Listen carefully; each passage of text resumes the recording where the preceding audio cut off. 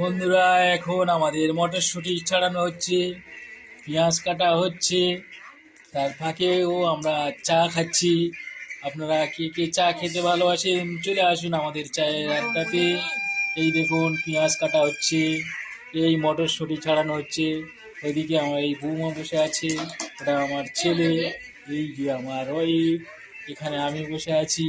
আমরা সবাই মিলে কাজ করছি। এই যে মটরশুঁটি দিয়ে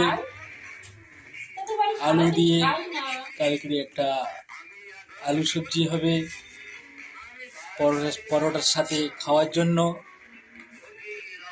এই দেখুন বন্ধুরা, ভিডিও ভালো লাগলে চ্যানেলটি সাবস্ক্রাইব করবেন।